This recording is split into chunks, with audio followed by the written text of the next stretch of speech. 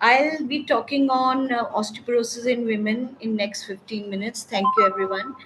And as you all know, it is the most common metabolic bone disease, and it is a major public health problem. It is a disease mainly of the postmenopausal women with no risk factors, but also it can be seen in premenopausal women also. And maternal nutrition plays an important role. Why? Because a good maternal nutrition helps in a good transfer of calcium to the offspring. It determines the peak bone mass and thus avoids the future osteoporosis. We all know that WHO definition of osteoporosis is less than minus 25 T score, and this determines the severity of osteoporosis and the need to start the treatment.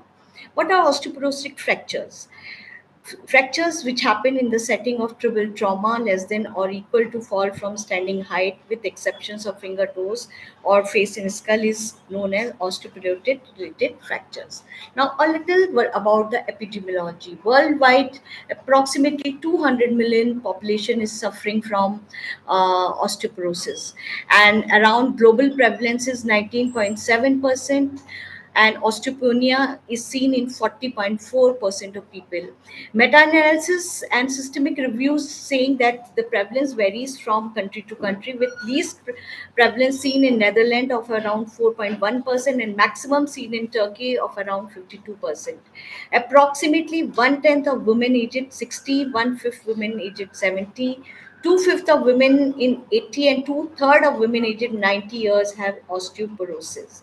In India's 61 million population, around 80% women are osteoporotic. And if we study various articles, the prevalence ranges between 8 to 20% in India.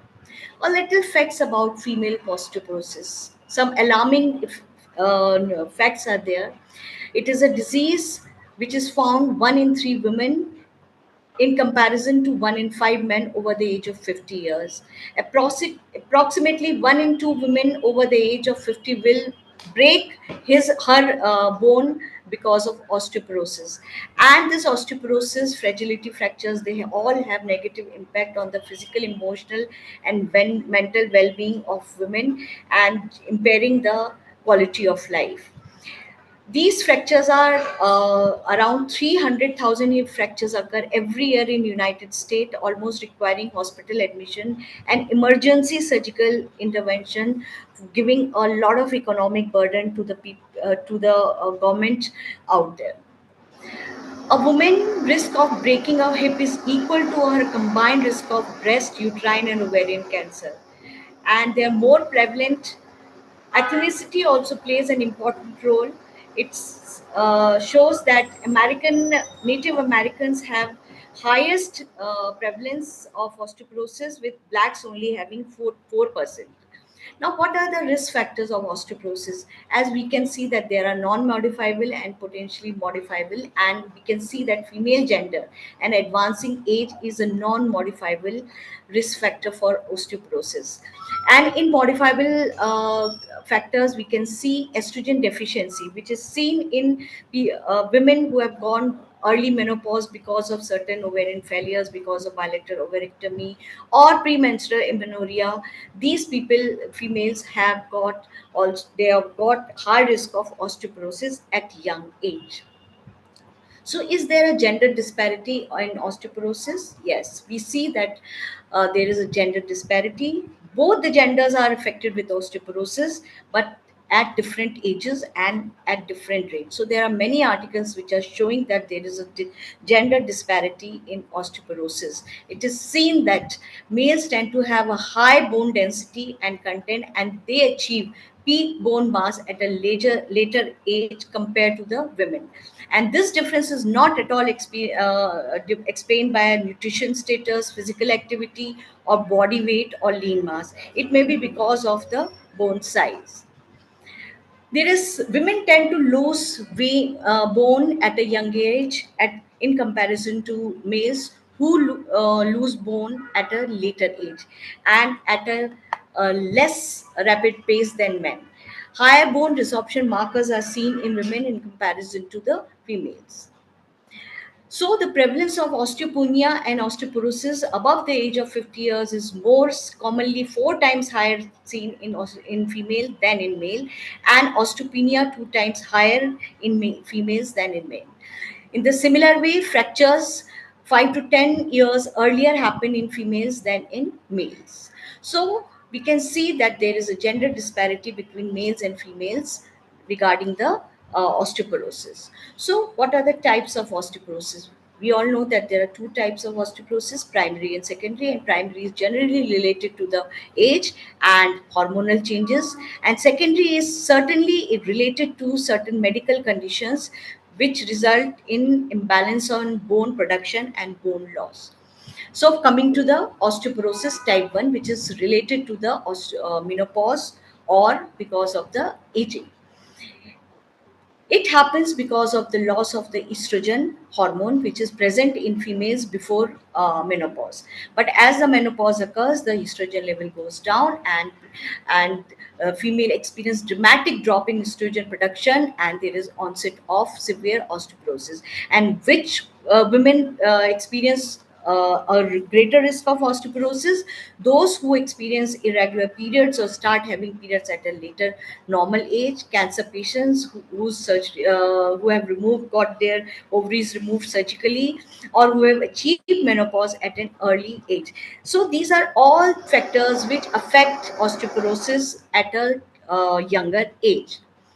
So what are the screening recommendation in elderly postmenopausal women? It is said that WHO recommends that all women above 65 years of age should be screened for osteoporosis by DEXA scan, or any female who's having any risk factors for osteoporosis should be also be screened for this thing. So what is the summary? Summary says women over 65 and men above 70 years older should be screened, and younger postmenopausal women who are having risk factors should also be screened for osteoporosis.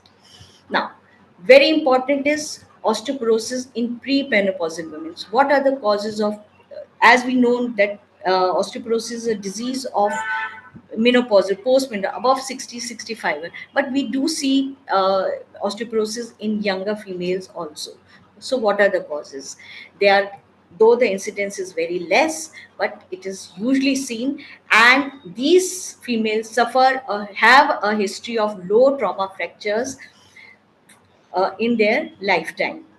And it is a great indicator of underlying poor bone quality and future risk factors. We can use both Z score and T score for assessing these fracture. And these females usually have a secondary cause of osteoporosis. So the main goal is to identify the secondary cause and institute specific treatment for that cause. So, what are the secondary causes? We have a whole list of secondary causes of osteoporosis. It may be because of premenopausal amenorrhea, some endocrinal disorders like Cushing syndrome, hyperthyroidism, vitamin D deficiency, malabsorption syndromes, chronic conditions like SLE, rheumatoid arthritis, connective tissue diseases, another chronic diseases like renal and liver disorders, hypercalcemia, alcoholism, or some genetic disorders like Gaucher's disease, mastocytosis, etc.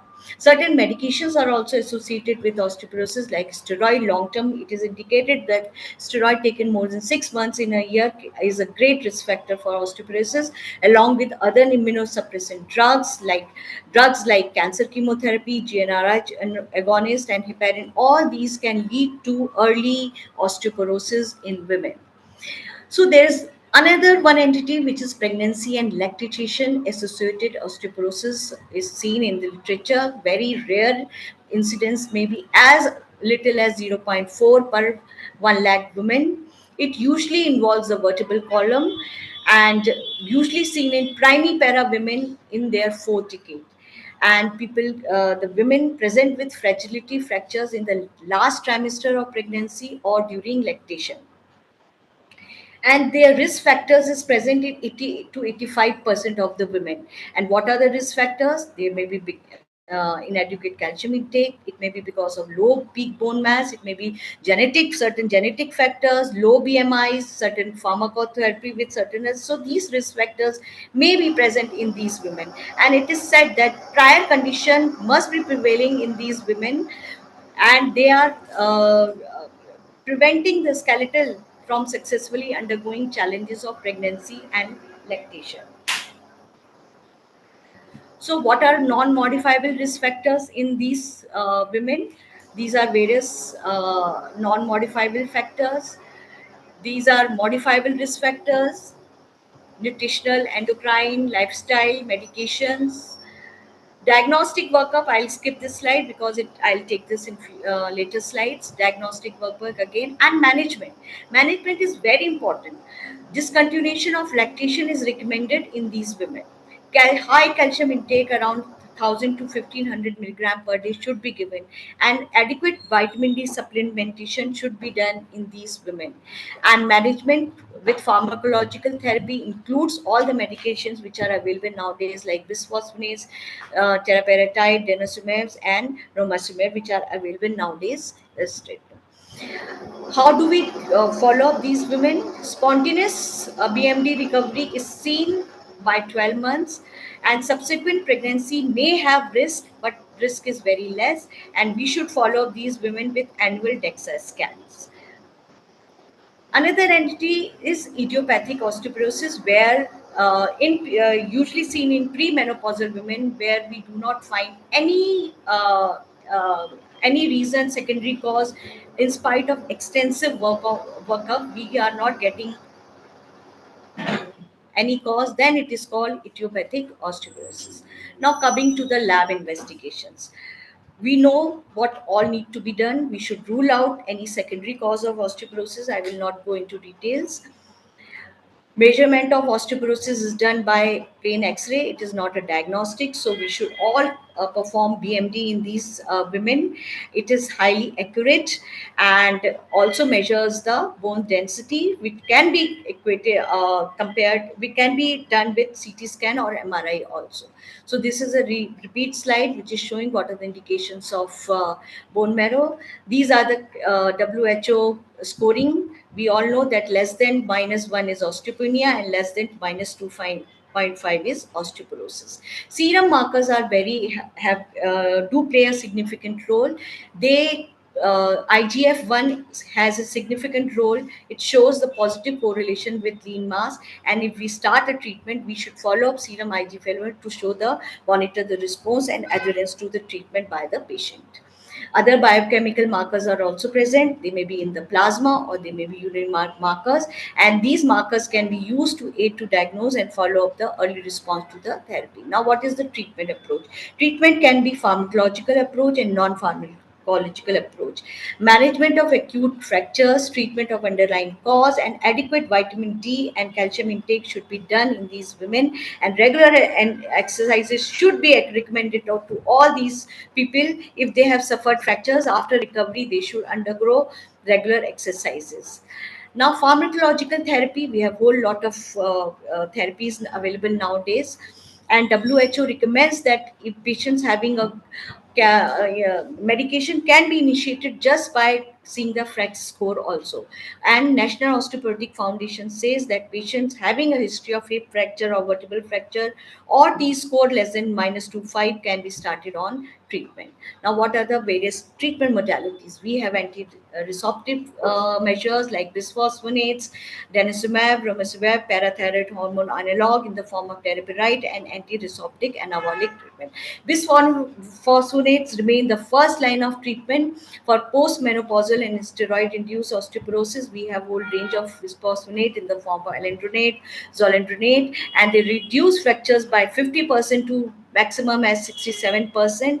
Duration of treatment remains 3 to 5 years to up to 10 years, and they can be given ideally orally, and zoledronic acid is given for as in treatment dose 5 milligram IV once weekly, once yearly.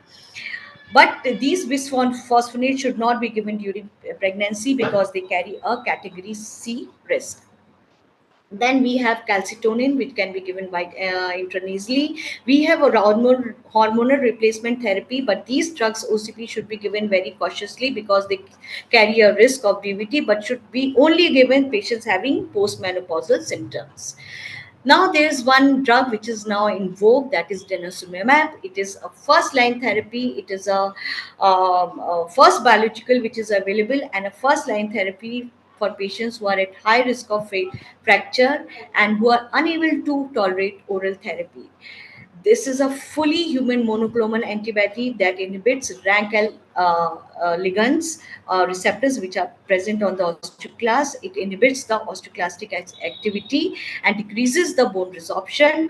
Dose is 16 micrograms 6 monthly, and it is the first drug which is FDA approved for the treatment with high risk of fractures as well as women having breast cancers. It has short half-life but can do harm to the fetus as well. Then there is parathyroid hormone analog, terabirite. It is a recommended human analog. It is a first anabolic treatment, and FDA recommended dosing is 20 milligram once daily in thigh or abdomen. Duration of therapy is 8 months to 2 years, and treatment of the FDA approved for the treatment of those with osteoporosis associated with sustained systemic glucocorticoid therapy at high risk of fracture should be given, can be given these therapies. Now, emerging therapies and investigational drugs are, there are many drugs which are available like romosumab. Multiple trials have been done on romosumab, odanezumab, and losartan also.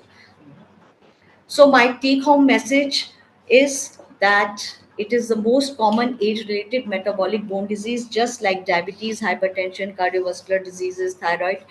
Osteoporosis should also be taken into consideration of with disease which should be managed at timely manner, and certain guidelines need to be made for osteoporosis, especially having young premenopausal osteoporosis, and it is fully preventable and treatable. Um, the screening should be done at the postmenopausal stage, and certain guidelines should be made for the premenopausal women also, I think.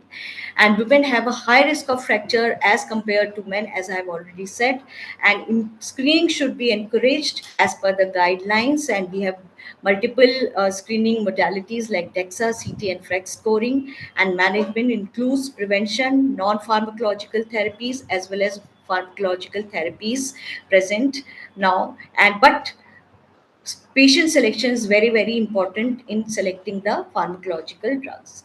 And ACE guidelines do not support use of combination therapy. We should give individual drugs to one individual person. Thank you so much.